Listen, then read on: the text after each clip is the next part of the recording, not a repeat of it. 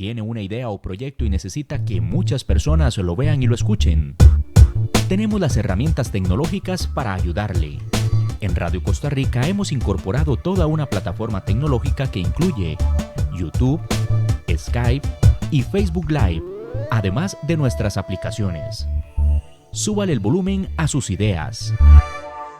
Incorpórese ya al maravilloso mundo de la radio y toda nuestra tecnología. Para mayor información visite nuestro sitio web o llámenos 8377-4416. Radio Costa Rica, mucho más que una radio.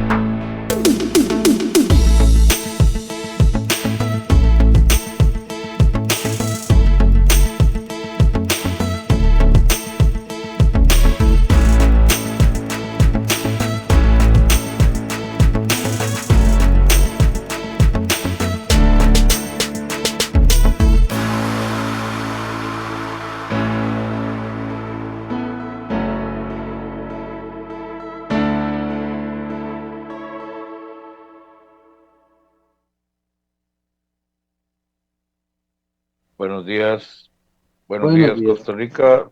Su servidor Marlon Méndez le salía hoy martes 13 de mayo del 2025. Bienvenidos a su programa Contacto Comunal que se transmite de lunes a sábado de 11 a mediodía, dándole gracias a Dios por el don de la vida, el trabajo, la salud. Que hoy sea un día bonito para todos ustedes, un día bastante nublado, bueno, aparentemente ya entró esa onda tropical, porque hoy sí está bastante nublado, por lo menos aquí en Alajuela. El agradecimiento a nuestros patrocinadores que hacen posible este espacio y saludo a Andy Torres en cabina y a José Domínguez allá en los cuadros de Curral. Así que gracias por estar hoy en compañía nuestra. Hoy vamos a seguir con las entrevistas con CONADECO, ¿verdad? Que es la organización que maneja todas las asociaciones de desarrollo en este país, las cuales hacen una labor muy importante en cada una de nuestras comunidades. Ayer tuvimos a la gente de la Asociación de Desarrollo de Tierras Morenas de Tilarán, invitándoles a que este fin de semana, bueno, a partir del 15, Día del Patrono por esos lados, se den la vuelta para que colaboren con esa comunidad. Vamos con José Gabriel Román Madrigal, miembro de CONADECO. Buenos días, José, ¿cómo amanece? Buenos días a todas y todos. Un abrazo a la distancia. Aquí está lloviendo, pero igualmente que todos tengan un lindo día. Y a cuidarse, las carreteras mojadas y buscar paraguas, no queda otra con, con No queda José. otra. Bueno, tomando la función, vamos a ver el tema de la labor y el enlace que por lo menos hace CONADECO organizando o instruyendo, por lo menos, Gabriel, en el tema de la vivienda, ¿verdad? Que ha sido desgraciadamente para este gobierno, no ha estado realmente en los planes, se puede decir, prácticamente ya se les fue el gobierno y muy difícil que se redirija la atención al tema de la vivienda, que sigo insistiendo, es una gran necesidad para mucha gente de clase media hacia abajo, ¿verdad? Que sigue alquilando, que sigue gastando ese montón de dinero que no es retroactivo, ¿verdad? Porque es la parte más difícil, ¿verdad? Que gastas cantidades enormes de años y de esa plata no te toca pero ni un ladrillo en la casa donde estás habitando, ¿verdad? Don José. Bueno, vamos a ver. Digamos, señalando, referirme a tres aspectos de lo que señalaste. Efectivamente, CONAECO se está tratando de realizar un esfuerzo importante, sobre todo en dos direcciones. Una de ellas es información. O sea, nos parece que en este momento, sobre todo lo que podemos denominar vivienda social, ha venido sufriendo transformaciones importantes y de lo que el contacto que nosotros tenemos con diversos grupos, tanto comunales como de otra naturaleza, hemos llegado a la conclusión de que efectivamente no alcanzan los niveles de información necesarios para los nuevos sistemas que se están desarrollando. Igualmente, un segundo esfuerzo que nosotros estaríamos desarrollando en esta dirección es un esfuerzo de articulación. Es la posibilidad de que los grupos tengan contacto entre sí y podamos definir si es posible definir algunas estrategias de trabajo y eventualmente de lucha en conjunto frente precisamente a las situaciones que se están viviendo. En torno a la precariedad, vamos a ver, Costa Rica, perdón, frente al tema del alquiler. El tema del alquiler no hay que priorizarlo necesariamente como malo, es una alternativa para algún tipo de sector. Efectivamente, para sectores medios y para sectores en pobreza, el peso que puede tener el alquiler puede ser muy grande en términos de la economía familiar. En ese aspecto sí es una condición que es importante, sobre todo cuando entramos en condiciones de alquiler perversas como la cuartería. Pero en general, digamos, dando así datos muy generales en este momento, más o menos en Costa Rica hacen falta 180.000 viviendas, ese es el déficit habitacional que tenemos. tenemos alrededor de 500.000 viviendas que tienen necesidades de reparación, ampliación o mejora. Dentro de eso, habría que sumar 200.000 viviendas más que requieren mejoras funcionales. Te pongo el caso, por ejemplo, en una familia que una persona sume discapacidad por alguna circunstancia, va a necesitar cambios estructurales en la casa. Creo que yo en algún momento conté la anécdota de que yo me quebré mi pierna izquierda, me atropelló una moto y me la quebró en cuatro partes y en la entrada de mi casa había una grada. Nosotros tuvimos que disponer de algún mecanismo de rampa, poner algún tipo de rampa ahí para que yo pudiera manejarme en entrada. Igual puede sucederle a cualquier familia, los arreglos en el baño y demás. Y un tercer elemento que habría que considerar dentro de esto, te repito, 180.000 viviendas, alrededor de 700.000, un 50% del parque habitacional que demanda algún tipo de arreglo. Y además hay que sumar dentro de esta consideración toda la temática ¿cómo se llama? Del tema del mejoramiento de barrios. Dentro de lo que son las viviendas del déficit habitacional, tal vez para complementar la información, por lo menos en los últimos datos que yo manejaba, aparentemente hay indicios de que está creciendo, podrían haber entre 70 y 80.000 familias incluidas. Eh, Frente a esta situación, podemos decir que estos datos son tímidos respecto a lo que se puede ver en el resto de América Latina, gracias al accionar de las políticas sociales de vivienda en Costa Rica. En Costa Rica, aproximadamente un poco más de 400.000 familias han gozado del beneficio de una vivienda social, y eso, digamos, nos sitúa dentro de uno de los países, si no en el país más exitoso en América Latina, en la temática de vivienda social. En ese aspecto, te repito, ahora sí coincido con vos y si es una situación, te reitero, aunque no priorice exactamente el alquiler, sí es importante considerar el impacto que tiene el monto del alquiler en la calidad de vida de las familias, sobre todo cuando se trate de sectores medios o bajos. Sí, y agreguémosle a eso, Román, Jay, vamos a ver, los tiempos han cambiado enormemente, ¿verdad? Pasamos de urbanizaciones sociales, ¿verdad? O de clase media hacia arriba, ahora condominios, con piscina, con un montón de aspectos donde ahí sí hay cientos de oportunidades de adquirir esa manera diferente de vivir, ¿verdad? Y también me gustaría hacerte la pregunta. El estudio es, la gente busca más venirse aquí al área metropolitana, que es donde están las fuentes de trabajo. Ayer conversaba con la gente de Tilarán y me decía, mira, aquí no hay que hacer, o sea, aquí saqué el bachillerato y a irme a San José a buscar rumbos, a generar dinero para salir adelante. En la zona rural es menos la necesidad de vivienda, o más bien la necesidad es que la gente se está viniendo de la zona rural aquí al área metropolitana a buscar, a alquilar y a sobrevivir, porque están la mayoría de empresas. Bueno, hay dos elementos van de la mano. Todo elemento que tienda a subir la pobreza va a subir la necesidad de vivienda social. Eso es incuestionable. Pero bueno, veamos a ver. Establezcamos dos elementos que estarían bien establecidos. La mayor necesidad de vivienda en Costa Rica se concentra en las zonas urbanas. De hecho, el del déficit habitacional total que hablábamos, de alrededor de 180, 170.000 viviendas, el 70, 60, 70% se concentra en la gran área metropolitana. Igualmente podemos decir del caso de la necesidad de mejoramiento habitacional, puesto que, y es lógico suponer que la mayor necesidad de reparación está dentro de los núcleos urbanos y particularmente en la GAM, porque están concentradas la mayor parte de las viviendas. Ahora bien, si lo consideramos en términos relativos, el mayor porcentaje de familias, el mayor porcentaje del déficit habitacional se concentra en las familias pobres en las zonas rurales. Eso es cierto. Es decir, uno podría decir, no, en este momento, tal vez Limón no tiene tantas familias que necesiten vivienda en términos absolutos, pero si lo vemos en términos relativos, la población de Limón tiene un porcentaje más bajo de satisfacción de la vivienda que el resto de las regiones del país.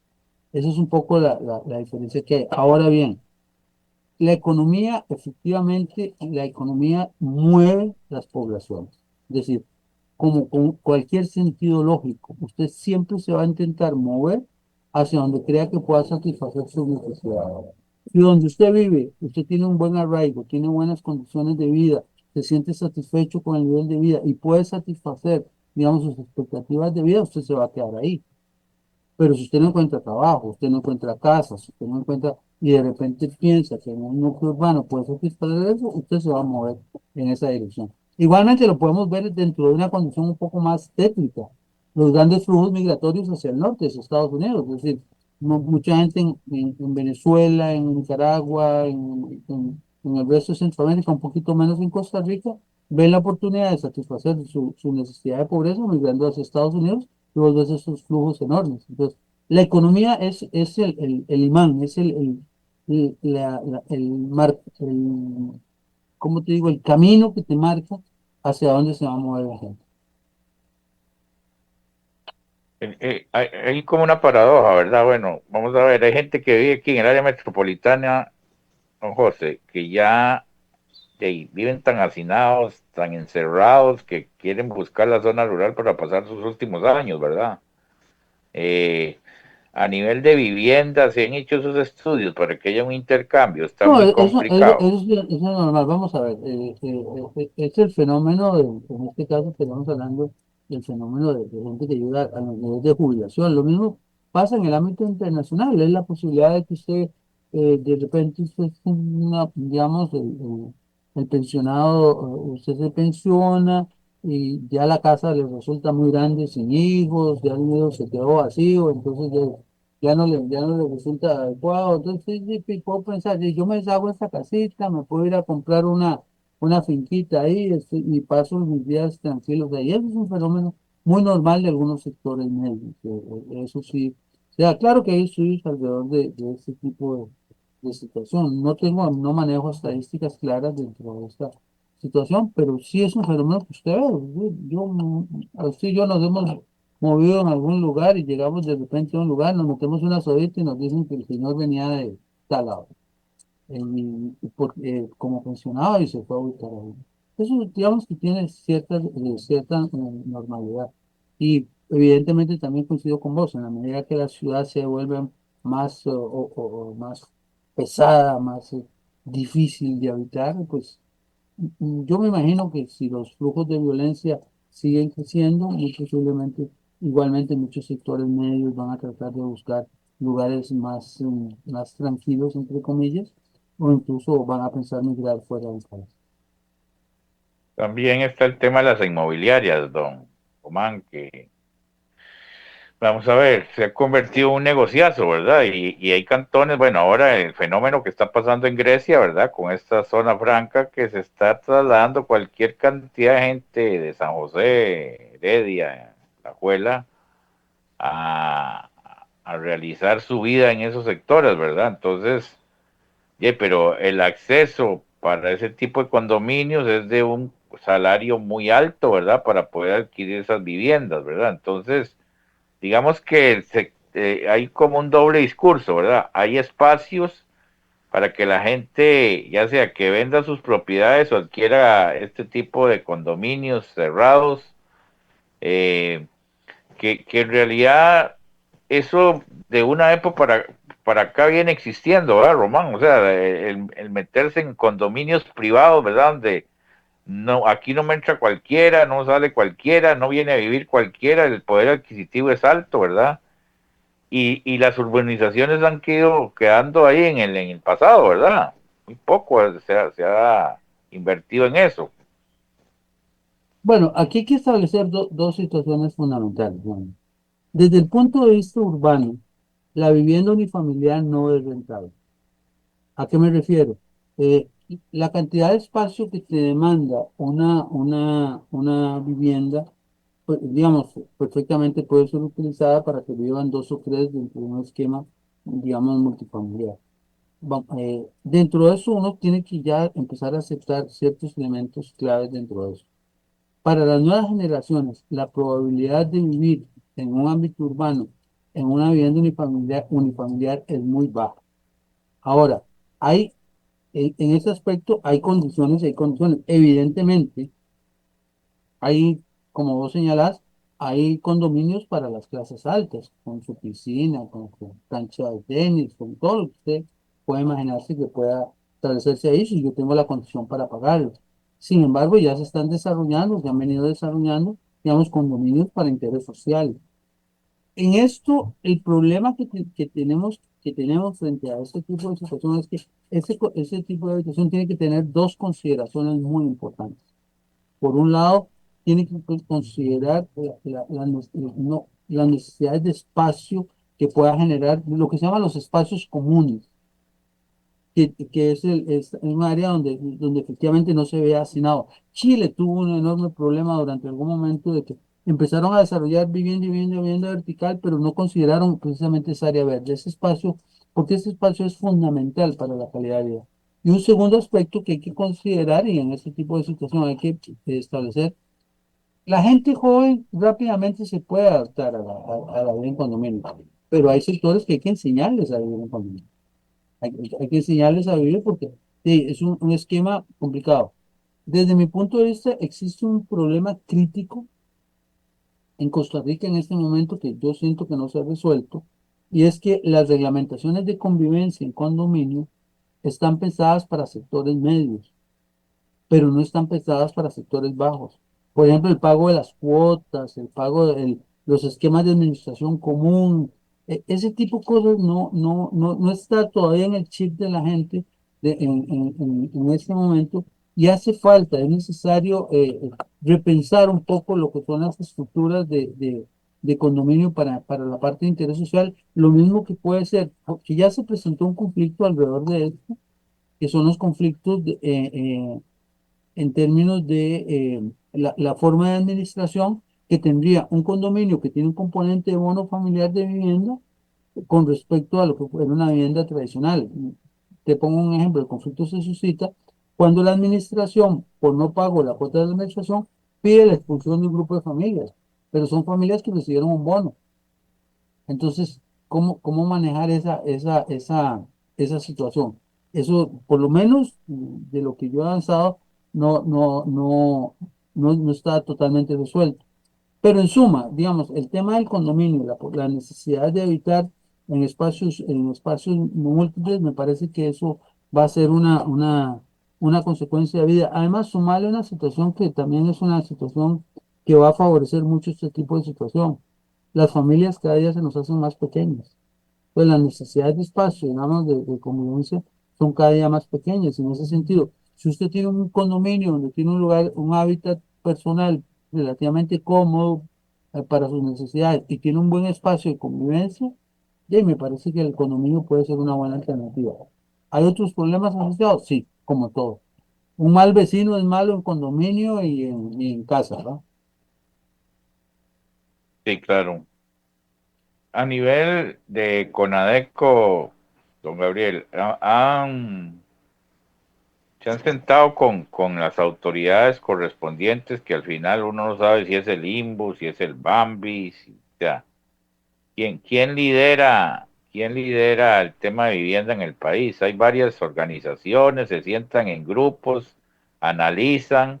Lógicamente, los gobiernos locales, a los cuales ustedes representan en todo el país, y son los que tienen una mejor visión de las necesidades que tiene cada sector, ¿verdad? Lógicamente, pensando en que existan los elementos para poder construir vivienda, porque también creo que, sin hablar mal, en este país se construyeron viviendas sin controles, por impulsos, sin medir consecuencias a futuro, y ya llegó un momento en que había que ordenar la casa, ¿verdad? Y eso tampoco puede pesar que haya una gran necesidad en X comunidad si realmente no podemos construir, ¿verdad? Me imagino que todos esos análisis los han visto ustedes. Vamos a ver, empiezo por la primera pregunta tuya. Vamos a ver, el sistema de vivienda está bien estructurado y está bien definido. Los fallos que uno pueda encontrar en muchos casos ya me parece que van más asociados a personas y a políticas mal enfocadas que relativamente a la institucionalidad. Vamos a ver. Desde el punto de vista político, el actor político más importante que se tiene es el ministro de Vivienda y Asentamientos Humanos, con el apoyo del Ministerio de Vivienda y Asentamientos Humanos. El ministro normalmente rectorea, es rector de un sector de conjunto de instituciones que se denomina sector vivienda y asentamientos humanos, aunque a veces ha tenido otros nombres ahí que se le agregan algunas condiciones. Pero ahí el ministro de Vivienda el ministro rector tiene toda la potestad de generar directrices para el manejo de la parte de vivienda. Desde el punto de vista financiero, perdón, en esta parte del sector, por ejemplo, juega un rol muy importante el INVU. Desde el punto de vista financiero, la entidad que rectorea la vivienda social es el Banco Hipotecario de la Vivienda. Normalmente el presidente de la junta directiva del BAMBI ha sido el ministro de Vivienda.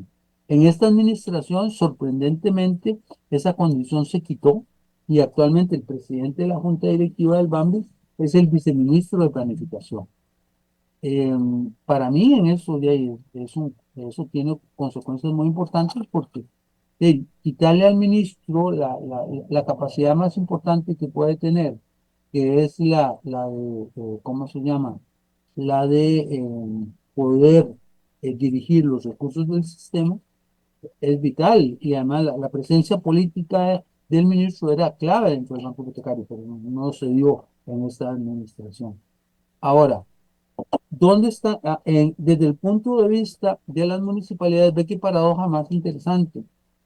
Las municipalidades siempre han reclamado el espacio ¿cómo se llama? De contar más espacio en la temática de vivienda. Lo tienen de una situación más importante. Digamos, no existe proyecto de vivienda que una municipalidad no vise. O sea, la municipalidad define si se puede construir o no se puede construir dentro de su territorio y dónde se puede construir. Eso está claro. Y si hay planes reguladores, esos limitan claramente esa situación. Pero además, siempre se pensó la posibilidad de que las municipalidades fueran gestoras de los proyectos de vivienda. Y ve qué interesante, se aprobó una ley de vivienda municipal hace 3 años ya y en el IFAM no la han reglamentado. Entonces no se puede implementar. Que le da la posibilidad a las municipalidades de desarrollar proyectos de vivienda, sea con recursos del sistema o sea con recursos ¿cómo se llama? Propios. Pero de ahí tenemos esa extraña situación donde pueden hacerlo, pero no, el instrumento existe, pero no se ha implementado. Y tampoco he visto así como una presión muy fuerte en las municipalidades por dotarse de ese instrumento. Sí, porque al final ellos son los que deciden si son los que dan el visto bueno prácticamente, ¿verdad, Román? Y bueno, y al final, aparte de dar el visto bueno, vos tenés que pagarle los impuestos a ellos año a año también por el uso de ese terreno, ¿verdad? Sí, claro. Bueno, vos dijiste algo que fue importante. Al inicio del sistema, por ejemplo, se estableció una situación que desde mi punto de vista es una barbaridad. Cuando un proyecto de vivienda de interés social era declarado de interés social, no requería visado municipal en los primeros años del sistema. Pero un alcalde, un regidor más bien de Alajuelita, de apellido Retana, interpuso un recurso ante la Sala Constitucional y eso fue declarado inconstitucional, por ponerte la cuestión. Siempre hay situaciones de descalabro y demás, pero en general yo pienso que el desarrollo habitacional en Costa Rica de interés social está sujeto a una normativa relativamente adecuada. Siempre habrá situaciones que se salgan, pero son los mínimos casos en general. Yo por lo menos siento bastante confianza en pues, la construcción de vivienda social. Y ha habido evidencias interesantes. Te pongo un caso en esta situación. En el último terremoto fuerte que tuvimos, que fue el de Nicoya, yo creo que yo alguna vez te puse de ejemplo, se cayeron un poco de viviendas que tenían que caerse, pues estaban pésimamente mal hechas, pero no se cayó una sola casa de interés social. Ni una casa de agua se cayó. Eso te dice que la calidad constructiva en Costa Rica es relativamente elevada. Hay problemas de tramitología, los proyectos se desarrollan sumamente lento, eso sí, estoy totalmente de acuerdo, deberíamos establecerse algunos mecanismos, pero en términos de lo que es la calidad constructiva, yo en general pienso que en Y uno nunca puede poner la mano en el fuego por todo el mundo, pero pienso que en general se sale relativamente bien. Esta gente de Fundación Costa Rica Canadá es una empresa que presta ayuda y tiene un negocio como cualquier otra institución bancaria. Vamos a José. ver, tenemos que hablar alguna vez un poquito más profundo de lo que, cómo funciona el sistema. Bueno, la ley de 7052 que crea el sistema financiero para la vivienda establece tres niveles de trabajo. Un primer nivel de trabajo es lo que se llama el Banco Hipotecario de la Vivienda, el BAMBI, que define las reglas del juego en torno a lo que es el subsidio habitacional. Pero el BAMBI no puede atender al público directamente, sino que el BAMBI utiliza lo que se llama entidades autorizadas del sistema, que a su vez el sistema está rectoriado por el BAMBI. La Fundación Costa Rica Canadá, las mutuales, los bancos del Estado, el INS, la Caja, algunas cooperativas, algunos bancos privados, alrededor de 20 entidades tienen esta categoría, entre ellos la Fundación Costa Rica Canadá. De la Fundación Costa Rica Canadá, digamos, es un socio, un cliente, no sé cómo llamarlo, del sistema financiero a través del cual se tramita. Estas entidades tramitan, el sistema les facilita el bono y ellas, si es necesario para la familia, les facilitan crédito. Ahora, las mutuales y otras entidades, ellos pueden facilitar créditos sin necesidad igualmente de bono para el desarrollo habitacional, por ejemplo, de clase media. Muy bien. A nivel de proyección que ustedes hacen con todos los asociados a CONADECO, todas las organizaciones en el país, ¿no han llevado algún proyecto para crear un gran ministerio de vivienda? O sea, para concentrar todos y tratar de manejar una sola caja única, un solo norte para favorecer a muchos. En realidad, digamos, para mí existe esa articulación adecuada en este momento. O sea, es un sistema, el sistema financiero, desde el punto de vista político, en su rectoría política, yo trabajé 25 años en el Ministerio de Vivienda y lo conozco de cabo a rabo y sé sus límites, pero la función, digamos, en su sentido político está relativamente adecuadamente concertado. Igual el sistema financiero, que además es un sistema altamente desconcentrado porque puesto que cada una de las entidades autorizadas tiene ventanillas por todo el país. Ahora, la gran crisis que tiene el Ministerio de Vivienda y Asentamientos Humanos es que no tiene ley orgánica. El Ministerio de Vivienda es un ministerio sin cartera. Actualmente la diputada Paola Nájera presentó un proyecto de ley que a mi juicio tiene la virtud de su simpleza.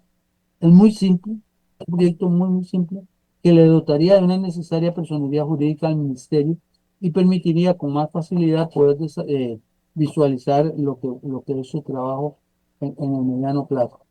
De momento te diría que la mayor crisis que tiene el sistema en ese asunto que me planteas es precisamente esa ausencia de ley por parte del ministerio. El Ministerio de Vivienda se crea prácticamente cada fin de año, cuando se aprueba el presupuesto de la República, que se crea que se le asigna un rubro presupuestario, eh, eh, pero, como te repito, en este momento no tiene ley orgánica. Aquí me preguntan, ¿el bono de vivienda es gratuito para todo costarricense? O sea, Es- todo tiene, cualquier persona rica, millonaria, no, pobre, ¿cuáles son los requisitos vamos a para ver, tener? el bono de vivienda cubre, tiene 5 requisitos. Aquí te advierto que cada uno de esos requisitos tiene 20 peros que habría que analizar, pero analicemos rápidamente. La primera condición del bono es la familia. Es un bono que no se dirige en términos personales, sino se dirige a una familia, con dos excepciones, que es el adulto mayor solo y la persona con discapacidad sola. Eso sí pueden solicitar bono a pesar de no tener núcleo familiar. En segundo lugar, hay, no hay que tener casa. Esa es la segunda situación. Excepto que mi casa requiera reparación. En ese caso, yo puedo pedir un bono de vivienda para reparar mi casa, pero no puedo pedir un bono de vivienda para construir una casa nueva. En tercer lugar, el nivel de ingreso. Aquí te contesto la pregunta que establecías. El nivel de ingreso en este momento es de 0 a más o menos 1.700.000 algo, el monto de vivienda. Entonces, el bono de vivienda cubre cubre básicamente sectores en pobreza y algunos sectores medios. De hecho, ese sector es el que está tratando de favorecerse en este momento porque típicamente la gran parte de los recursos del sistema se orientaban a la gente dentro de la parte en pobreza. El tercer requisito básicamente podría ser la nacionalidad. ¿Pueden optar los migrantes por el bono? Sí, siempre y cuando tengan una condición una condición regularizada. Es decir, que básicamente lo que se interpreta es que tengan ay, ya se me fue, cédula de residencia. Que haya una garantía de que puedan residir en el país. De hecho, se hace mucha vuelta a veces sobre eso. Sí hay un número significativo de bonos que se han entregado, pero no son así como decirte que se están comiendo el sistema. Además, dentro de esto hay que reconocer que en una inmensa mayoría de los hogares fiados por jefes nacidos en el exterior, particularmente en Nicaragua, hay una gran presencia de niños costarricenses, por ejemplo, para ejemplificar. Y el último requisito que podríamos señalar, o sea, perdón, familia, tener casa, el ingreso, un poco efectos de la nacionalidad, se me está quedando uno, son 5. Pero si me acuerdo en algún momento ahí que lo planteo, pero sí hay un quinto requisito importante bueno, sí, ya, en realidad lo fusioné. El quinto requisito es no haber recibido bono. Si usted ya recibió bono de vivienda, no puede volver a recibir. Aunque, como te repito, a esa condición hay cualquier cantidad de excepciones. No, cualquier cantidad no, hay un número importante de excepciones que habría que hablar, pero se me haría muy largo la disertación. Lo dejamos para otro día. Eh, el monto es único, ¿verdad? En el bono, o sea, no hay que No, pagarlo, no, eso lo señor, no, regala señor, no, señor. tampoco. En realidad ni siquiera hay un bono, hay dos tipos de bono. Lo que se llama el bono ordinario es un bono que tienen por un monto máximo de 30 salarios mínimos de un plan de construcción. En este momento ronda los 8 millones de colones. Ese es el monto del bono, digamos, el bono ordinario, y normalmente se complementa con un crédito. Es decir, usted recibe un crédito y se complementa con un bono. Básicamente, la relación es la siguiente. A más ingreso, menos monto de bono. A más ingreso, más crédito. Un poco ahí con esa relación se juega. Ahora, existe un bono que se llama Artículo 59, que se dedica a familias en extrema necesidad. Extrema necesidad lo entiende el sistema como familias en pobreza y extrema pobreza, familias afectadas por emergencias, poblaciones especiales como los indígenas, eh, algunas poblaciones especiales como los adultos mayores que son poblaciones, digamos, que demandan y otras poblaciones que el sistema define. Estas familias reciben un bono especial cuyo monto total lo define la junta directiva del BAMBI. Normalmente es un bono regionalizado, o sea, el valor que tienen en la GAM no es el mismo que tienen en la zona norte o en la zona sur, pero que más o menos en este momento yo estimo que rondaría entre 16 y 20 millones de colones. Entonces, ese bono, para ese bono se pueden utilizar el 40% de los recursos del sistema. Es lo que se llama el bono artículo 59. Básicamente, cuando hablamos de erradicación de tugurios, cuando hablamos de atención de familias en pobreza, eso es el bono que se utiliza. Entonces, Eh, como te digo, la figura es variada. Es un tema eh, como te digo, tiene muchas vertientes. Hay una cuota establecida de bonos por año, hay un presupuesto, ¿cómo maneja ese Sí, monto? el sistema tiene un monto asignado con base en los recursos de FODESAP. Valga decir que el gobierno que más ha incumplido el pago de eso es esta administración. Ahí, si mal no recuerdo, la cifra era el 18.5 de los recursos que ingresan a FODESAP tienen que pasarse al sistema para el desarrollo de vivienda social. Y esta administración no solo ha hecho recortes significativos de ese tipo de situación, sino que incurre en errores deliberados de cálculo de lo que el sistema ha podido recibir.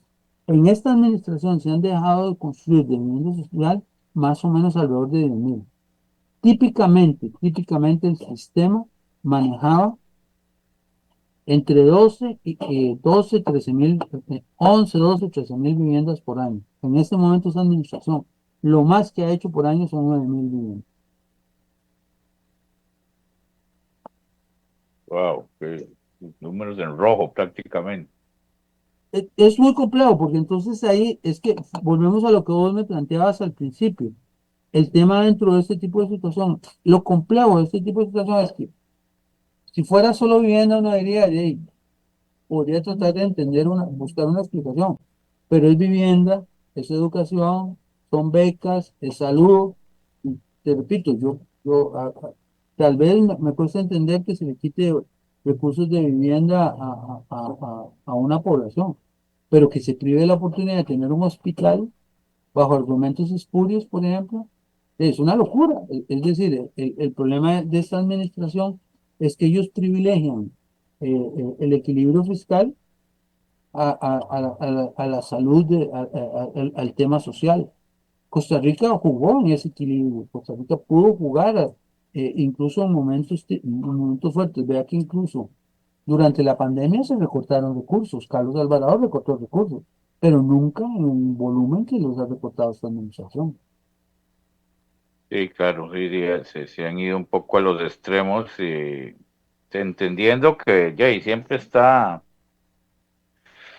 decir, no podemos gastar y hay que pagar, eso es entendible. El problema es que se ha sacrificado mucho a este sector que realmente la ha visto muy mal, ¿verdad? O sea, y abre espacios para la gente, ya, y no me llega la ayuda, busco por dónde, ¿verdad, Román? O sea, busco cómo subsanar esa ayuda, ¿verdad? Que el gobierno tiene que darme, ¿verdad?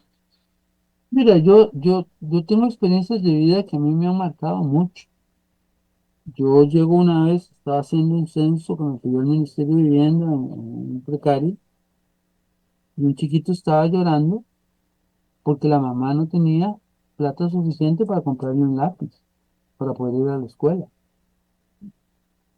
Y yo saqué, en ese momento nosotros llenábamos las boletas, las fichas con un lápiz, con varios lápices, yo llevaba varios, yo les regalé, les mandé. Pero cosas de ese tipo. Encuentro el drama de familias, hemos encontrado el drama de familias que uno tal vez no lo note tanto aquí, pero por ejemplo que en las zonas rurales, para poder llegar al centro educativo, le mandan un medio de transporte. Ese tipo de situación. Yo de igual un poco lo que es el drama de una persona que estaba viendo morir a su mamá porque la caja no le daba un medicamento que decían que era muy caro. Todo ese tipo de cosas van dejando huella y yo te pongo la misma situación, digamos, que era una pregunta, ni siquiera yo la planteé, eso la pregunta la planteaba un sociólogo una vez en una conferencia que nosotros estábamos haciendo del SICA. Si un niño está en una barriada popular, ¿qué es su referente? Ir a la escuela durante muchos años, arriesgar y arriesgar una probabilidad de éxito, o él ve a su amiguito que de repente, dedicado a otro tipo de actividades, no necesariamente legales, de repente aparece con la moto, con el traje, con los zapatos que la añora. ¿Qué va a mover ese niño? ¿Qué va a mover ese adolescente en un momento determinado? Sí, Es complicado. ¿Por qué crece tanto el sicariato? ¿Por qué es tan fácil que crezca el sicariato en Costa Rica? Porque de repente para un niño, para un muchacho o un adolescente, 100.000 pesos ya un montón de plata que tal vez nunca ves. Y matar a una persona, de repente para él sea más fácil que decirle que vaya a una escuela donde no va a tener alimentación, no va a tener transporte. Es complicado. Yo hace poco hice un esfuerzo con otros compañeros de llevarles zapatos a unos chicos de una escuela precaria, precisamente por lo mismo, porque muchos de ellos, el deterioro que sufrían los zapatos, moviéndose en el precario, era muy alto. Entonces, digamos, se destruyó muy rápido y hubo que ayudarlo. Y yo espero que ese esfuerzo pudo termine en algo positivo, pero también es que soy muy claro de que, ¿cómo se llama? Esos tipos de esfuerzos no pueden sustituir la necesaria voluntad del Estado. Yo me galo de decir que, por ejemplo, el Estado a mí me dio beca, a mí me dio cuadernos, a mí me dio zapatos en un momento determinado que yo no necesitaba. Yo pude culminar mi universidad. Yo estoy profundamente agradecido con el Estado costarricense. Y entiendo muy bien esa lógica, que si el Estado se hubiera retirado en el momento que yo lo ocupé, yo probablemente estaría vendiendo verduras ahí en una esquina o en una cárcel por haberme dedicado a algún tipo de ilícito. Sí, es complicado y desgraciadamente ya la Costa Rica nuestra ya cambió y ya prácticamente ya se salió de las manos de esto, ¿verdad, Román? O sea, ya se nos metió el narco, se nos metieron dineros de dudosa procedencia y ya, como decimos, se nos metió el ganado a la finca, ¿verdad? Yo creo que este país todavía tiene una oportunidad. Yo creo que todavía tiene una oportunidad. El tema fundamental es que la irracionalidad que nos gobierna tiene que cambiar. Tiene que cambiar ya sea por la actitud de los gobernantes que tenemos en este momento o que los que puedan llegar tienen que entender esto. O sea, al camino que vamos, por la ruta que vamos, nosotros le estamos entregando a Costa Rica al narcotráfico.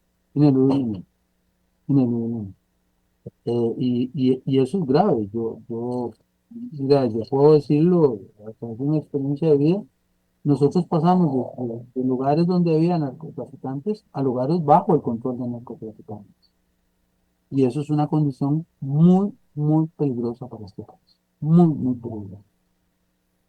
Y yo Yo, creo que no, no, y no voy a hablar de lo que pasó hoy en la mañana, que bueno, al final yo no sé si es un show o qué, pero bueno, al final la gente dice, ¿para qué hacer tanto show si te puedo notificar para que te presentes a la fiscalía, verdad? Román, no sé, ¿para qué hacer? Y los ¿por qué delincuentes, tiene que ser diferente para el que tiene plata para el que no la tiene? Si yo, usted y yo como clases medias entramos en cualquier sospecha por la fiscalía, y en este momento salís esposado, ¿por qué tiene que ser el que tiene plata, el que tiene poder político diferente al resto? ¿Por sí, qué?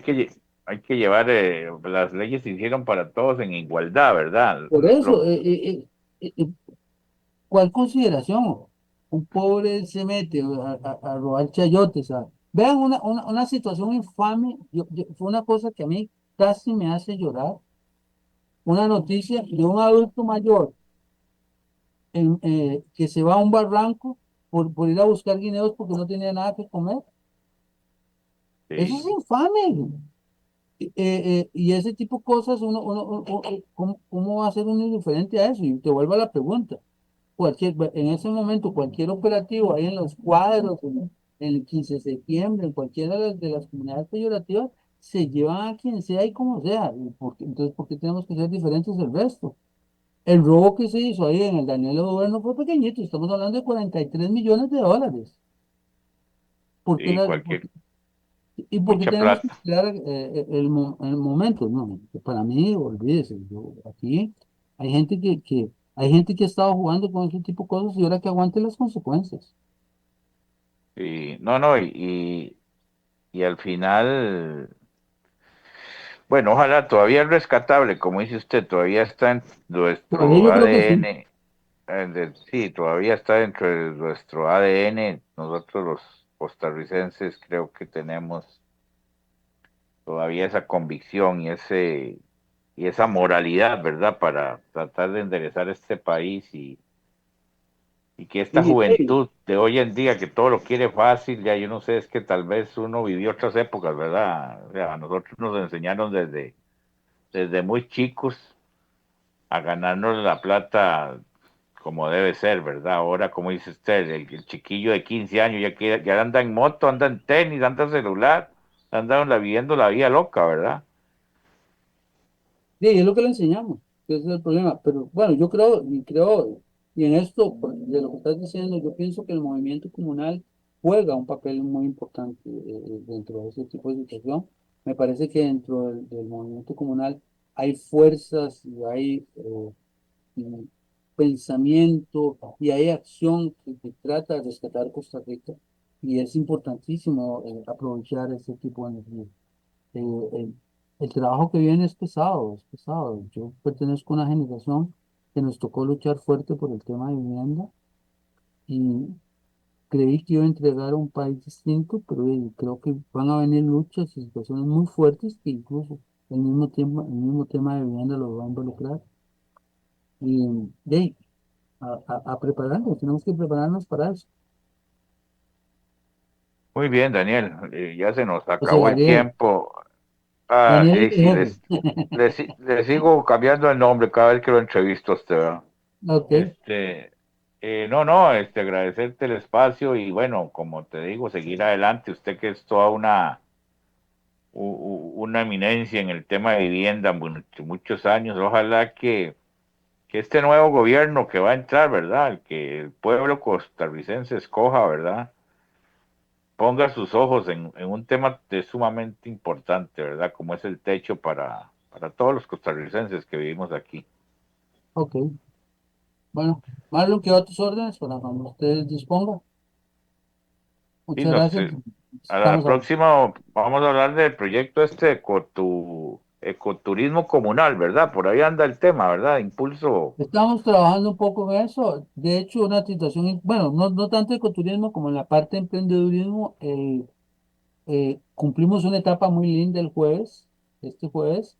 Las emprendedoras que nosotros estuvimos capacitando el año pasado y van a tener una reunión clave con el Banco Popular para a efectos de ver si el banco les puede ayudar en la parte financiera para que ellos puedan mejorar.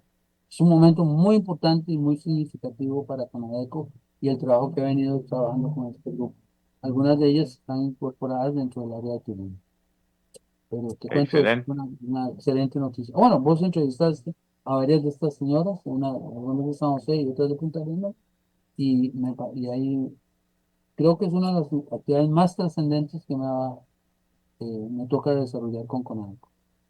Muy bien. No, ahí va a quedar el espacio pendiente para que más bien sirva de ejemplo para otras, muchas mujeres y hombres que necesitan salir adelante con sus trabajitos y qué bueno que el Banco Popular les meta ese empujón financiero. Así que un gusto saludarte, Ok, José bueno, Gabriel listo. Román Madrigal.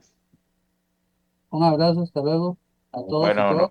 no, gracias, José. Bueno, de parte de su servidor Marlon Méndez, ha sido todo por el día de hoy, martes 13 de mayo del 2025. Que tengan un bonito martes, que disfruten y cuídense ahora con esta onda tropical, a manejar despacio, andar su paraguas y nos vemos mañana a partir de las 11 si Dios lo permite. Quedan en compañía de nuestros patrocinadores. Hasta mañana si Dios lo permite.